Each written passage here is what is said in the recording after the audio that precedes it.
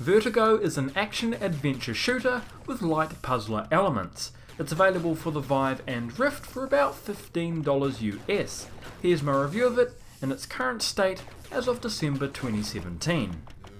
Starting with the story, you start off in a log cabin investigating strange lights in the sky and end up trapped in the bowels of a derelict secret lab full of murderous robots and worse. The story is communicated through written messages scattered throughout the game and is about as minimal as every other title in this genre. On to gameplay, of which there is a fantastic variety, including but not limited to running, gunning, climbing, ziplining, teleporting, elevating, unlocking, puzzling,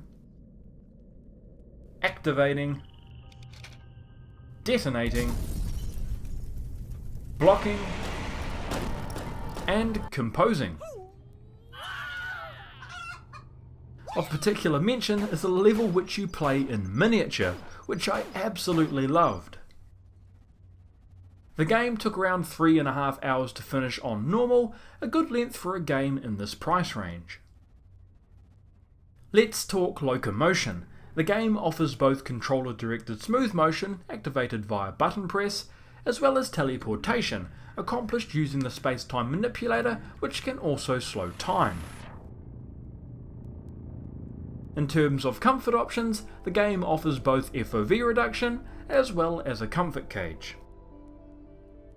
Next up is enemy, which include pouncing drones, flying drones, humanoid drones, various alien things,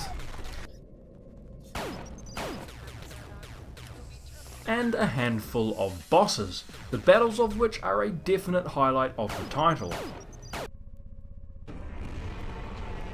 The AI is pretty well done. Of note for me was how the humanoid drones attempt to block incoming fire, requiring a bit more care and technique than merely going for the head. That leads us to weapons, of which you're armed with 3, a shock stick, which can also function as a shield, a laser pistol, and a laser rifle. Each are unlocked at different stages in the game and have infinite ammo. They all worked quite well in my opinion, and I found the selection interface very smooth to use. Now for difficulty, of which there are 5 well-tuned modes, ranging from the aptly named very easy, all the way up to death, which disables checkpoints and makes you one-shot killable. Moving on to music, which knew exactly what it needed to be at different points in the game, whether that be upbeat and emboldening, distant and restrained, or barely there. The sounds, in my opinion, are also done brilliantly. That brings us to graphics, which I found to be polished, consistent, and surprisingly diverse. As far as graphic settings go, the game offers both super sampling and the option to simplify portals. I had no performance issues on my 1070, with super sampling left at 1. Let's take a moment to talk bugs, as this game is sadly riddled with them, a fact that is hard to excuse for a title that's been out for almost a year. Some are fairly benign, such as the occasional invisible barrier or phantom staircase, easily overcome with teleportation. Some are quite comical, such as dead enemies resetting their positions every time you look away.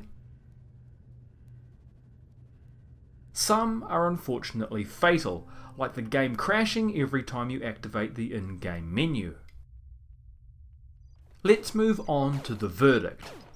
If you can get past the bugs, and while I personally could, I acknowledge this may be asking too much for some, there is an absolute gem to be had here, one that I've thoroughly enjoyed and would be amiss not to recommend.